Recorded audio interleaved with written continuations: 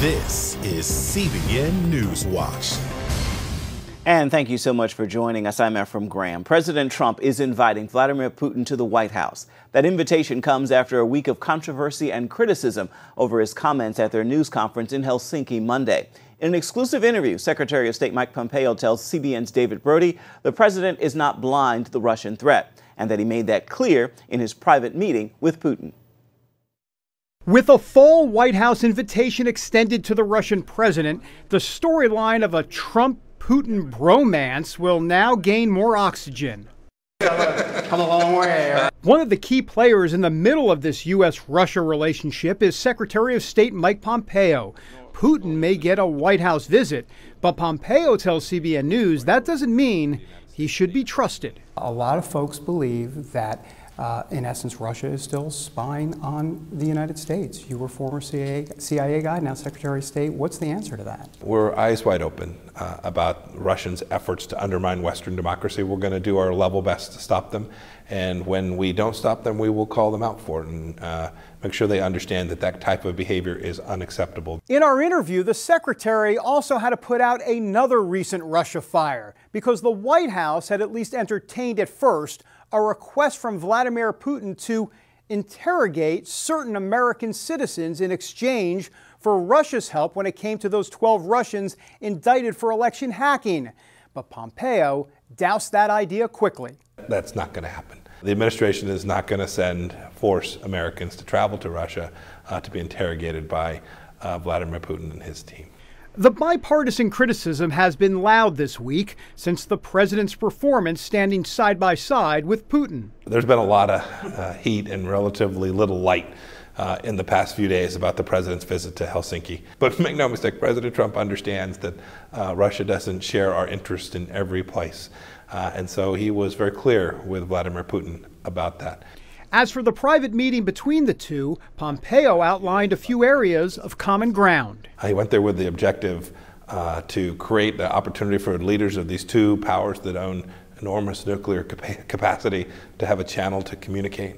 There were places they found overlap. We're going to work on counterterrorism together. We're hopeful that on some of these grand arms control issues that are very important to the world, that there may well be a path forward. The path forward for the left and mainstream media is pretty easy. Non-stop criticism, suggesting a cozy relationship between President Trump and the questioning of his own intelligence agencies. You think the media and liberals are a bit out of control on the treason stuff? I mean, they've been just hammering this president on open treason. What has been your view of that? Yeah, it's silly. I actually looked back at some of those senator statements when the president was Barack Obama. They were talking about the need for an important, good relationship between somehow they have either changed their mind or they've become pure political hacks. I suspect it's the latter and not the former. Dealing with the critics is part of the job for Pompeo, and so is navigating the tricky dance with Russia. David Brody, CBN News, Washington. In addition to his work on Russia, Pompeo is working with North Korea to rid that nation of nuclear weapons. And next week, he's hosting a Washington summit to promote international religious freedom. He talks with David about all of that and more in the interview segment we're going to bring to you on Monday's NewsWatch. People living in central Iowa are thankful to be alive after a series of tornadoes tore through the state Thursday. Jennifer Wishon tells us the scariest part is no one saw the storms coming. That's a tornado. Let's go. Come on. Panic in central Iowa Thursday. Without warning, multiple twisters tore through 3 communities, Marshalltown, Pella, and Bondurant, catching even weather forecasters by surprise. Oh my God. Honey, get inside. There just went a house. The tornadoes ripped their way through homes, tossing aside trees and vehicles like toys. A family in Marshalltown hunkered down in the basement of their business, listened to cracks, booms, and explosions as the twister roared above them. Yeah, I'm shaking. In Pella, a tornado bounced around the Vermeer Corporation campus like a pinball in a game. It was crazy. We saw the tornado jumped down and it hit plant 3. As the twisters touched down, the farm equipment manufacturer was hosting nearly 500 people for Customer Appreciation Day. Alarms sounded as employees hurried people into shelters. Pastor Kevin Corver was here immediately. I appreciate him being here. At least 17 people were injured, but residents are thankful the storms didn't claim any lives. Jennifer Wishon, CBN News. Ambassador to the United Nations Nikki Haley has expanded on the decision to withdraw from the UN Human Rights Council. Haley told a standing room audience at the Heritage Foundation in Washington this week the Trump administration withdrew Tuesday because of the council's bias against Israel and its willingness to allow notorious human rights abusers as members. The Human Rights Council is the United Nations' greatest failure. It has taken the idea of human dignity, the idea that's at the center of our national creed and the birthright of every human being, and it has reduced it to just another instrument of international politics. Haley cited the admission of Congo as a member even as mass graves were being discovered there. She also spoke about the failure to address human rights abuses in Venezuela, Iran, and Saudi Arabia, adding that the United States will continue to fight for the human rights in the future, just not from the UN Security Council. Here's a look now at some of the other major headlines we're following for you today in the CBN newsroom. At least 11 people died after a duck boat full of tourists capsized on a Missouri lake last night. Dive teams are searching for possible survivors as 5 others are still missing. Emergency officials say stormy weather is believed to be what caused the boat to flip. They say winds reached speeds of more than 60 miles an hour. Democrats are nailing down their strategy for how to appeal to liberal voters ahead of the fall's midterm elections. Many saying using health care as an issue is the smart choice. All Democrats oppose President Trump's repeated efforts to repeal former President Obama's Affordable Care Act. Many Democrats back pushing for Medicare overall or government-financed health care, but others think drawing attention to Medicare is a mistake. The NFL's 2-month-old national anthem policy is on hold. The league and the players' union issued a joint statement late Thursday night saying the two sides are talking things out. The NFL decided in May that teams would be fined if players didn't stand during the national anthem while on the field. The policy was challenged this month in a grievance by the players' union. The joint statement said no new rules will be issued or enforced for the next several weeks. Now, for more on these stories and others throughout the day, you can always check out cbnnews.com. Coming up, you could call it the comeback city. Detroit has come back from bankruptcy. We're going to show you how one ministry in the inner city is helping Detroit grow again in the right way by showing children a better way of life. That story's coming up when we come back.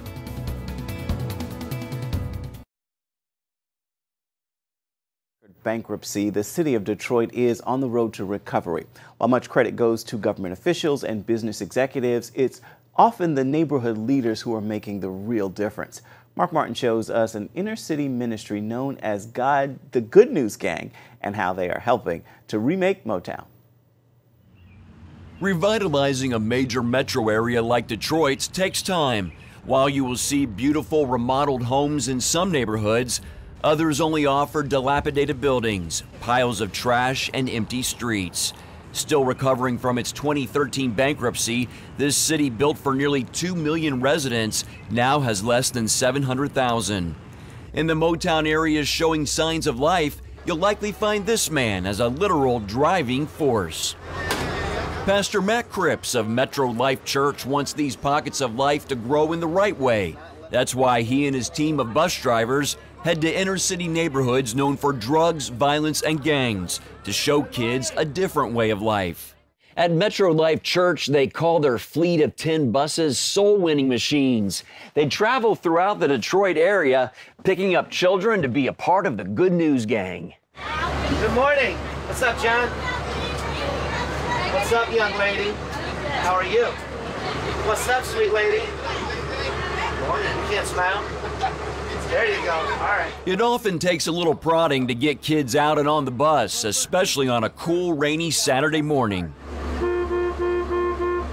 But to this pastor and his volunteers, it's definitely worth it. We want to see their lives radically transformed by the power of the gospel of Jesus Christ. And throughout the week, we're knocking on their doors. We're praying with their families. We're inviting them to Good News Gang. And most importantly, we're establishing relationship. That's the most important thing, is that they see Jesus in us. Because for most of them, for most of these children, we're the only Jesus they'll ever know. CBN News spoke with parents at a couple of the bus stops. Elsie Wilson's children have been part of the Good News Gang for 5 years. Pastor Matt have a nice way of working with the children. And I mean, I had a great experience when I was with Pastor Matt. So I just feel like it's a fun and a good experience to get the children out on Saturdays and away from all of the violence and crime that's in the neighborhood. At first, Edward and Charlita Martin took a little flack for taking part. Like when I first met Pastor Mac, right, laid down the street was like, you let your kids get on the bus with them? You know that's a white man, right? I said, that don't have anything to do with it. He's a godly man. That's what I look at. I look at the godliness. I don't care about what color you are. That don't have anything to do with church, Christ, and Jesus, because we are the same in the eyes of God. Back at the church, the kids file into a huge room with prizes and fun activities like a dance contest. Good News Gang averages more than 200 children each weekend. While they enjoy the fun and games, the main focus is sharing the gospel. On this day, they showed a Superbook video on the Tower of Babel and the day of Pentecost. Afterwards, CBN Field Ministry rep Ken Shad, who is also a children's pastor, led the kids in a salvation prayer to receive Jesus as their Savior. If you really believe what you just said, you're ready for resurrection power. And I want you to repeat after me. Jesus, give me resurrection power. Following the prayer time, Pastor Matt talked about the importance of getting good grades in school. How did you get to go to the A and B party? From getting A's and B's on my report card. Then they finished up with a prize giveaway and pizza. Children ages 4 to 12 take part in the Good News Gang every Saturday. Pastor Matt has been leading the ministry for nearly 20 years. I just want everyone to know that we love Jesus. That's our motivation, is to share the love of Jesus to the city of Detroit, a city that's labeled as hopeless and everyone has written off, but we know God has not written these people off. He has a plan and a purpose for their lives, and He uses His church to bring that hope to these people and to these families. I think all of my friends and any other kids that see this should come here. It's fun, you'll have a good time, you'll learn about the Lord, and altogether it's just really fun. And my favorite thing about Good News Gang is worshiping God and learning great things about Him. Pastor Matt says they have a saying that they want the kids to experience heaven at Good News Gang. Heaven away from tough situations at home. Many of them come from homes that are filled with despair and hopelessness, but we know that through Jesus Christ there is hope. And everyone said, amen. Mark Martin, CBN News, Detroit. Up next, audiences are loving a new movie that tells the story of a 13-year-old girl as she makes her way through the challenges of her final week of middle school. We've got a look at the film coming up.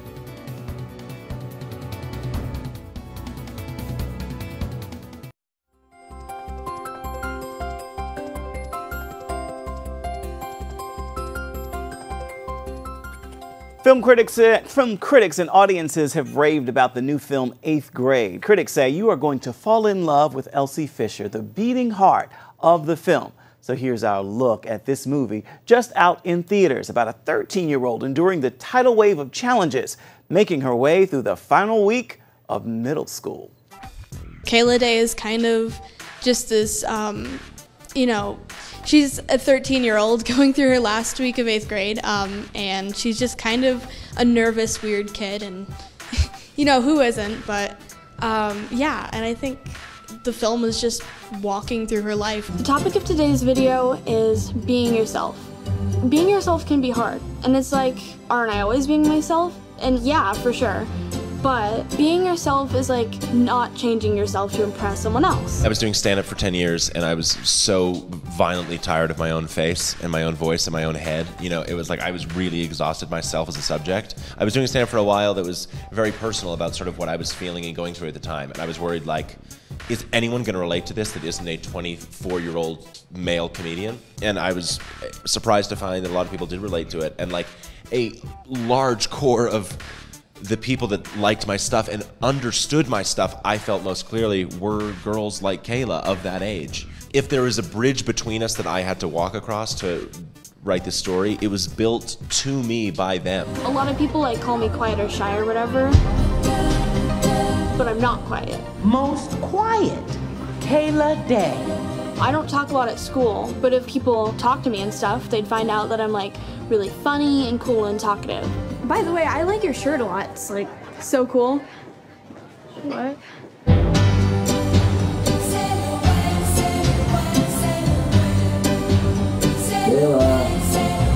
One more week of 8th grade, huh? I said 1 more week of 8th grade, right? Yeah. That's crazy. Yeah. A lot of stories made, at least for this age, are, you know, very big, like Harry Potter or something, where people think it's escapism for the kids. I actually think it's realism for the kids because it feels like walking over across the hallway and talking to your crush feels literally like going to slay a big snake dragon or something. So a lot of these movies about, you know, kids dying, or I love you, but I have lupus, or whatever the movies are, you know what I mean? And it's like, they have to be so big to make the kids, you know, to make the emotions of a kid feel true. It was like, can you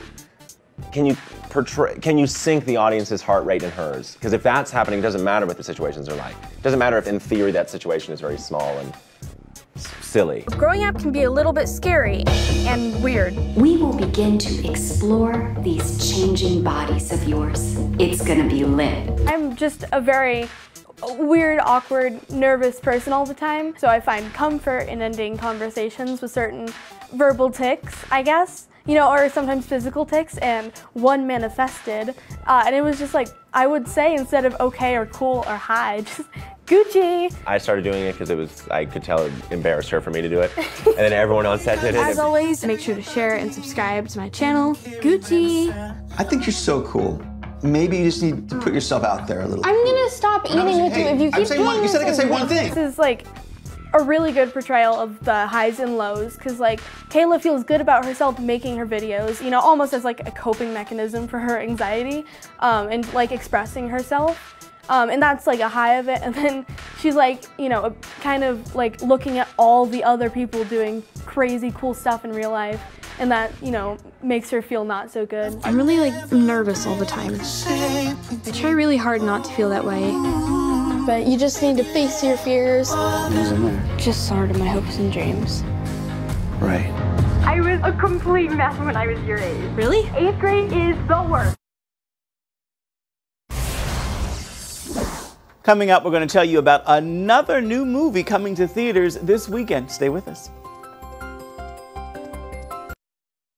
Well, it is the weekend, and perhaps your plans include going to the movies. Our friends at Plugged In Online are taking a look at the new movie, Mamma Mia. Here we go again. Take a look.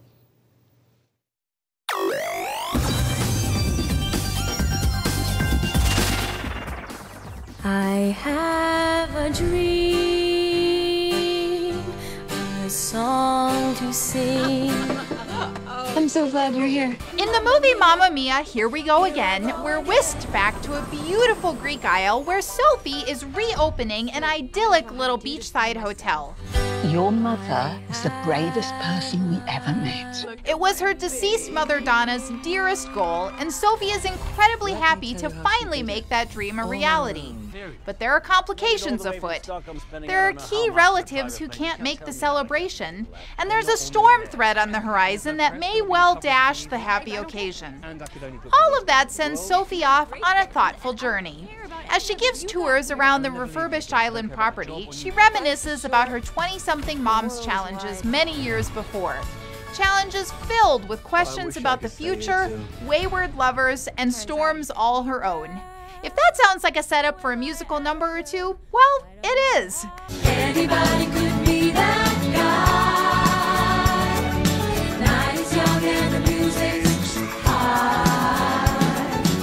the first Mamma Mia pick, this sequel is an escapist bit of musical fluff pieced together from the lyrics of a collection of old ABBA songs.